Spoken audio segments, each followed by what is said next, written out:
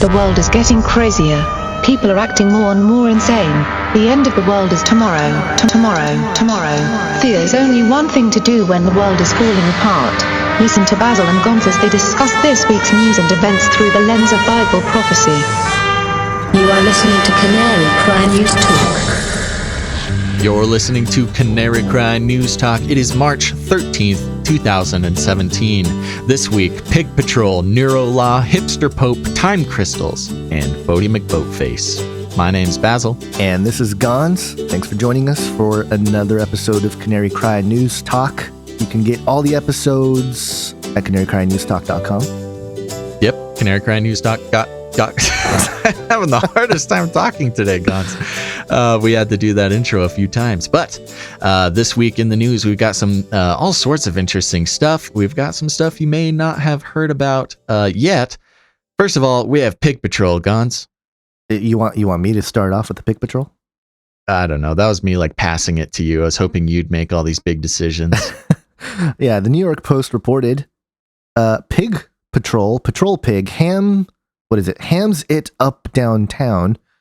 He's New York's swinest, and basically, oh, that's clever. Yeah, basically, this is like morning news. We're just like trying to be cute, just to pep everybody up. Yeah, but it ties into a bigger thing here that we'll get to. But yeah, I mean, basically, it's the just little pig. One small part of the grand conspiracy. It is, and it's a tiny little pig in this little cute cop uniform. We'll leave a link. You could look at the picture and ooh and ah over the pig. I thought the funny line in this article here on the New York Post was that to have a pig is actually illegal. To have a pig living in your house. Living in your house is illegal, but to walk around, to let it walk around in the city on a leash, that's okay. Yeah, it's totally legal. It's totally chill. And the cops are actually not required to enforce health code anyways. So, the cops would really, I mean, if the cops like beat down this pig in the street, now that's something to ride over for sure. Yeah. Pig lives matter. Okay. So now that comes into our next law enforcement story. This one actually a little bit more intense. We have artificial intelligence reading thoughts and telling whether you are guilty of committing a crime. This is a pretty interesting experiment that has led to some interesting concepts into what future law enforcement can be. We've already talked about things like predictive policing, stuff like that. It's been out for, I'd say, a few years. It was one of our first episodes of Canary Cry Radio, our other show that you can find on iTunes. One of the very first episodes, we talked about predictive policing and how it could be integrated and how it's actually kind of part of the plan to integrate it. They're not even calling it science fiction at this point. This is similar. This is artificial intelligence can take your brain patterns and actually determine not only whether you are guilty or innocent, but also what state of mind you were in when you committed the crime, whether you did it on purpose, whether it was premeditated, whether it was an act of impulse. And they're actually talking about how this can be used in law, not now, but in the future, to actually influence the sentencing. Whereas if somebody was premeditated, they might get, and this is from the paraphrasing from the article, if it was premeditated, they could get 14 years, and if it acted on impulse, they could get be on probation, or vice versa. Who knows? Yeah. But it's very interesting. Yeah. Why don't you tell us a little bit about the experiment, Gonz? Yeah. Basically, Virginia Tech set up a simulated drug smuggling ring. They had 40 volunteers. They were each given a suitcase, and they were told that some might contain drugs, and they were supposed to carry it across the border. And even though it's an experiment, I mean, I would be kind of nervous just in terms of, not knowing if I had something super illegal. I think this was a real life test case in terms of trying to get it across the border. But then brain scans were then processed using machine learning to detect data patterns, and the AI determined who knew they were carrying illicit substances and who didn't. And this is groundbreaking only for the fact that this was the first time that only neurobiological readings were used to determine guilt. So, we've heard of things like skin tests, perspiration, scanning your body temperature, heart rate, stuff like that, nervous tics, stuff like that can be viewed basically by a camera in the airport. Now, the the news about this is that this was done using fMRI, right, which is not a remote brain scanning system. At this point, we don't know about any remote brain scanning technologies. In fact, this wouldn't necessarily be implemented within an airport, just like watching people. But this is more after the fact. If somebody's gotten caught, they're able to revisit the incident with the person, have them recount it, and depending on the areas of the brain that light up, tell if they were acting either on purpose with intent or what they call recklessly. Within the experiment, they were given the probability of them having drugs in the suitcase or not. So some people were told 100% you have drugs, and the other people were said, well, 50% or 70% you have drugs. Right. And then they made the choice to either cross or not, either exhibiting reckless behavior or intent. And so that's why it's an interesting concept when it comes to sentencing, because, if you have somebody who murders someone, and then you put them through this process, you'll be able to tell if they acted impulsively or in self-defense or something like that, or if they had been planning this. And, I guess the argument then is, who deserves it more? Is it the reckless person or is it the planning person? Because obviously the planning person put a lot more thought into it, had a lot more time to, not commit the crime. And it's a little bit more malicious that way. But an impulsive person is technically a more dangerous person. If an impulsive person kills somebody, then, if that means they actually have, and this is stated later on in the article, citing some other studies, that impulsive people are more prone to, committing more crimes. And this was done in a study where they took the same sort of a similar neurological study where they measured the impulsiveness of a number of inmates who were being released, and then tracked them over 4 years. And the more impulsive inmates ended up being had more encounters with law enforcement. Yeah, and this is really interesting in light of the Vault 7 stuff with the WikiLeaks that happened last week, and we didn't cover it, but obviously there's everybody's talking about it, and we got an interesting there's message. not much to cover. To be honest, the most important thing to cover is everything we've been covering for the past 5 years is true. Right. I mean, it's another nice swoosh in the basket for conspiracy theorists who their friends said they were crazy. Sure, yeah. Although there are different sentiments out there, more and more suspicion growing about WikiLeaks and what their purpose is, who's behind it, all that. But we won't get into that here. But I only bring it up because we got a message from John Holler, who's a friend of the show and everything else. And he was talking about concerns of law enforcement, or in terms of the courtroom, how it would change now, because if every sort of hacking can be masked to look like something else, it's going to be very difficult to persecute anybody. And and I only bring that up because these sorts of... Go ahead. And just to give a little bit of background, revealed within the CIA documents was the fact that CIA hackers had a toolbox of fake evidence that they would leave behind when they hacked something, so it would look like someone else hacked them, like Russia.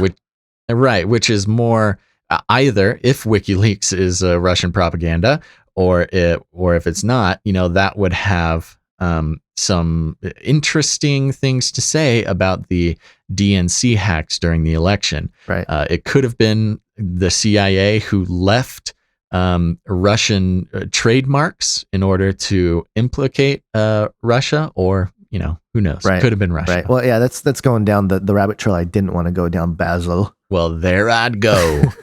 All right, where were you going? But I only bring it up because this sort of thing with this story of the AI, having brain scans and being able to determine somebody's guilt, like it says in the article, it can affect the courtroom in the future.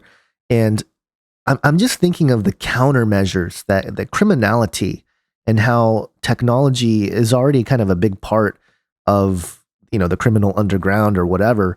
And it's a good place for the breakaway civilization to test out some technology within a civilized sort of way, even though it's, black market and all that. But it does make you wonder, like, what kinds of countermeasure tech is going to be used for criminals that, maybe they're smuggling something. They know they're going to get this fMRI, tested and all this stuff to determine and how to beat it, and what kind of chemicals they can inject into their own brain to be like, turn off these centers of the brain that really fire off, that give away the guilt or whatever. I'm just trying to think sci-fi, but it's like, that's the kind of stuff that's going to develop as these sorts of NeruoLaw maybe a Men in Black memory wiping pen.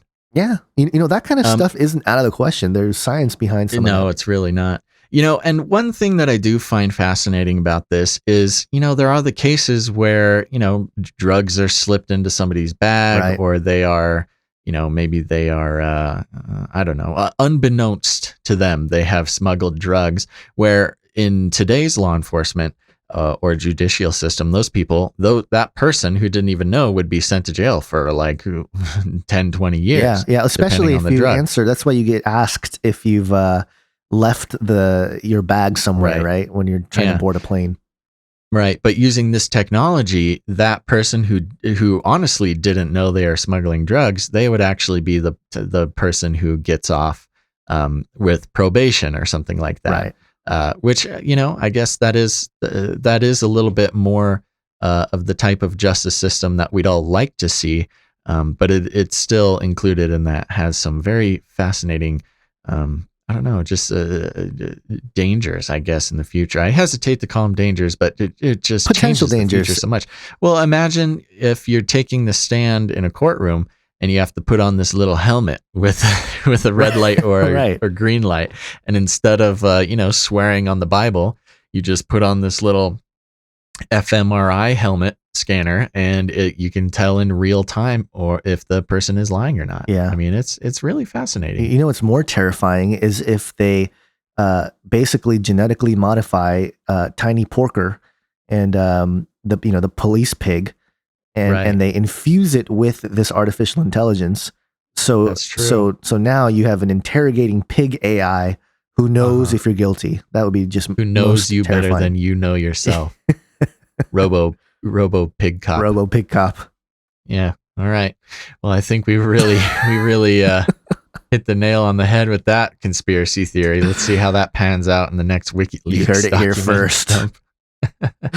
Mary Cry was the only one to predict. We told you the whole time. We told you we're not crazy.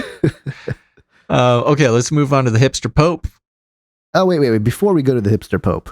Oh, okay. All right. We gotta hit another tech thing here, which ties into the Pope thing. Okay. But TechCrunch reported Intel buys MobileEye in $15.3 billion deal, moves its automotive unit to Israel, and basically there was a new acquisition. This changes the game of the business game in terms of autonomous cars, and Intel getting in the game now. So very interesting. And I think it's one of those topics where, and I asked this to Basil and he was sure that this was going to happen.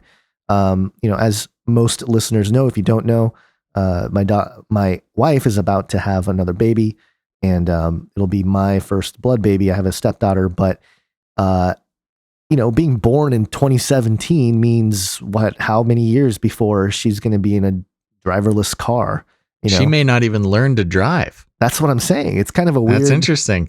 You're going to have to teach her how to drive if she's going to be the post-apocalyptic samurai warrior princess. I know. She's going to have to know stick shift and all that. Yeah. It's going to have to be a thing. Yeah. I'm already planning that ahead of. She's got to get her Mad Max. I just thought of a wonderful idea. Copyright Basil from Canary Cry News Talk. Mad Max summer camp, where you send your kids to the summer Only camp. if you're running it, and you even then, learn how I would and have you to learn get how to paid. survive in the post-apocalyptic wasteland. And one of our many skills we teach the kids is how to drive a stick. There you go. It's a great. I think I'm going to make literally hundreds of dollars from this idea. Literally hundreds. Because I was going to say, you need to pay me to send my child to your camp. That would be the deal. I don't know. I might consider a post-apocalyptic training camp. All right. Yeah, it's not a bad idea. That's like probably the craziest like prepper thing I've ever said. It is, but it's not a bad yeah. idea. Get in shape and get prepared. Yeah. Yeah, it's a lifestyle. Teach them how to build a shelter out of an Grassy old knoll. rusty pickup truck. Yeah, something like that. Yeah. One of the things that's mentioned in this article here is they keep bringing up BMW as one of the big companies that they've been working with, Intel, and looking for, these autonomous driverless self-driving cars with, virtual and augmented realities and cameras all over the place and, all that. Yeah. And I found it interesting that BMW is mentioned so many times in the article I'm looking at anyway, TechCrunch. Why? Because, okay, there's this thing, I'm out here in Southern California, Orange County, and there's a lot of people in BMWs. And if you drive a BMW, this is not anything against you personally. However, I have noticed that people that drive BMWs tend to they have this attitude about them when they drive. I've noticed it since college. Now I thought, okay, maybe this is just this is just a thing. It's just a perception thing. I'm biased or whatever. Actually, you're jealous. That green-eyed jelly is what you are. Jealous of Beamer. That could be it too. That white Beamer. Yeah. Okay.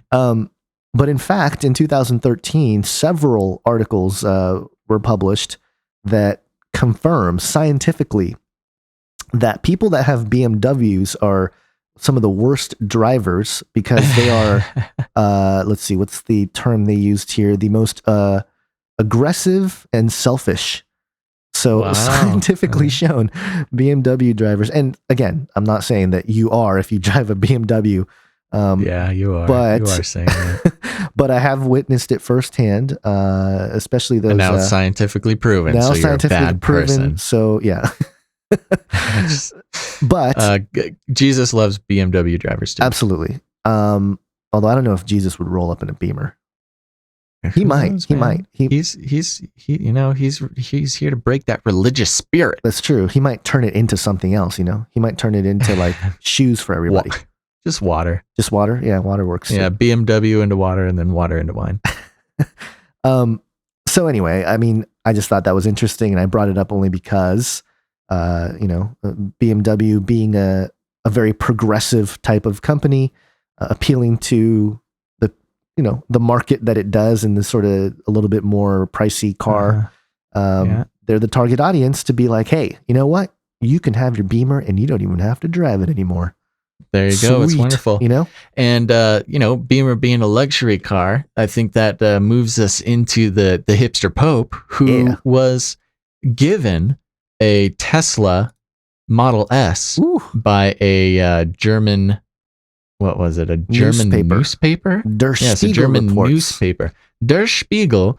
There's a video about to play. Don't do it. Okay, there we go. Actually, Wehrmuth, which is a German... It's a German bank or something. They gave the Pope a Tesla Model S, but Pope Francis turned it down in favor of the more humble Nissan Leaf. He's so humble. Such a humble guy. He's so humble, and he turns down the Tesla Model S in order to get the smaller and objectively lamer Nissan Leaf. Which, is that kind of goes along with everything he's been doing.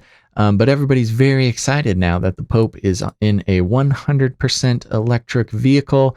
And this is moving forward with the Vatican's plan to become the world's first state that runs 100% on a renewable energy. a quote from the article says, "The fact that the Pope starts using a 100% electric car is great news for the world. It sets an example for other heads of state and for anyone in the world to follow." I thought it was interesting that they called him a head of state, not even really mentioning that he's the holy father of like a billion people on the earth. Right. But yeah, so it sets an example for other heads of state. And they go on to quote, "Today is no longer just morally right. It is also cheaper to own an electric car compared to a combustion engine car." So there you go. The Pope has jumped on the electric car train. But sorry, Elon Musk. The Tesla Model S, a little too flashy for Mr. Pope there. Yeah, I think the Pope's missing out on the autopilot feature. Yeah, or the shoot to the moon feature. The ludicrous drive, or whatever they call it. Is that a real thing that Tesla has? Yeah, right. Well, they borrowed the name from a movie called Spaceballs, which is a Star Wars mock spinoff. Yeah. Yeah, sorry, satire, yeah, of Star Wars, and they had what's called ludicrous drive, and it was either, I think it was last year or the year before that, they started putting ludicrous drive in Teslas, which is just this insanely fast. You can look it up on the internet. It's a pretty scary feature, but it is very fast. But the autopilot feature of the Tesla, which is the first sort of working model of the autonomous driving vehicle available on the market right now, everybody who tries it out says it's pretty amazing, but the Pope is just skimping out.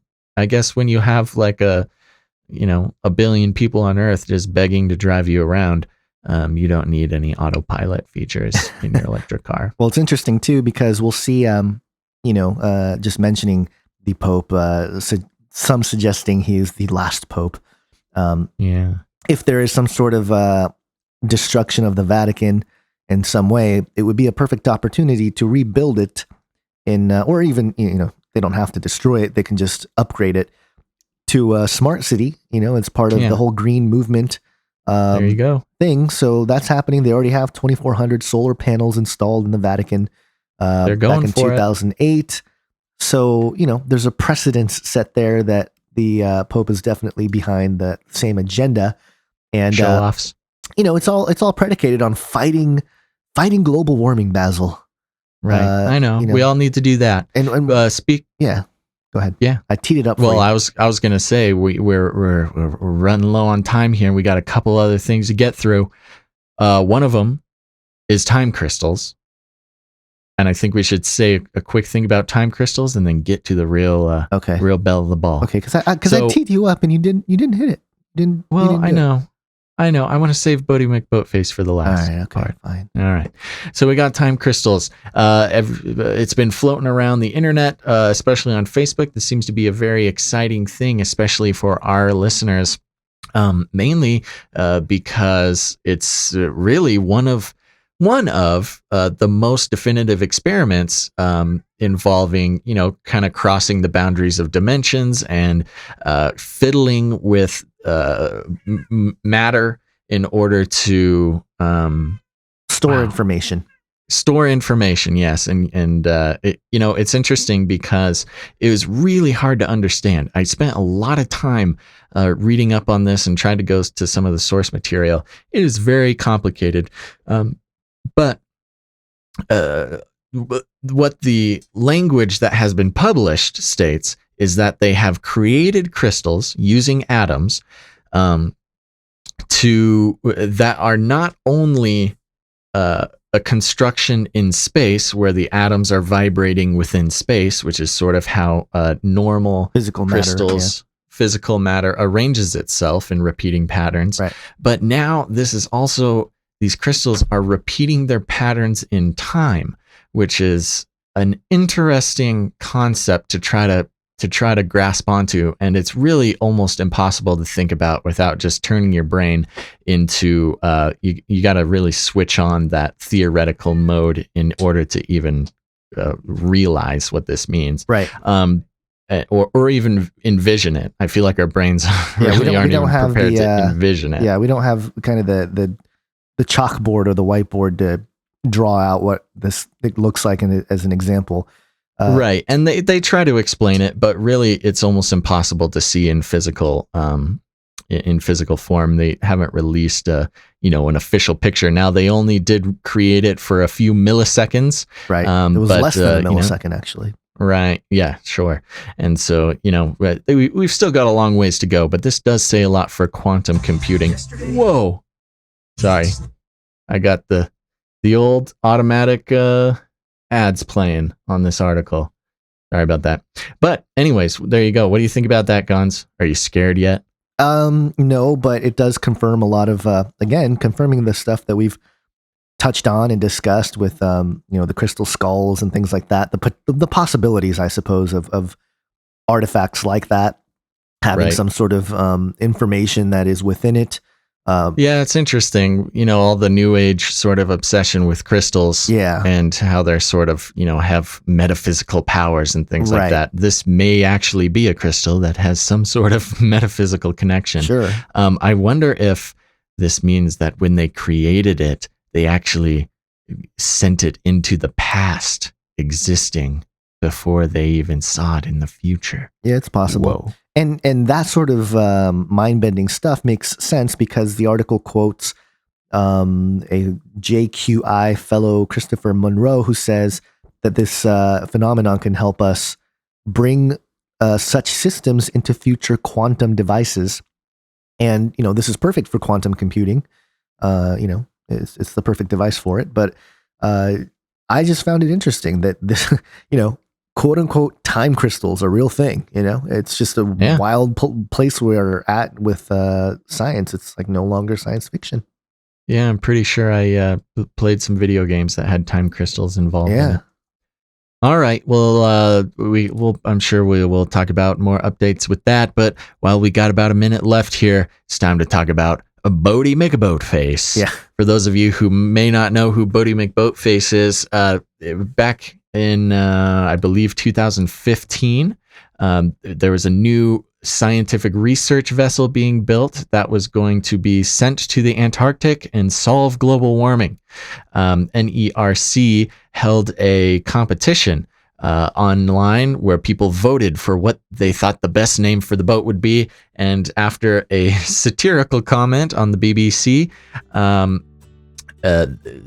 McBoatFace won the democratic election for naming this scientific research vessel. Now the NERC did say that they held the right to accept or deny the winner. They denied the winner of the naming contest, but they did give the autonomous submarine vehicle the name Boaty McBoatFace in honor of the democratic process. So now let's get real. Flat Earthers beware. Yeah, I was gonna say the truth of the matter is the greatest threat to flat Earth theorists is Boaty McBoatFace.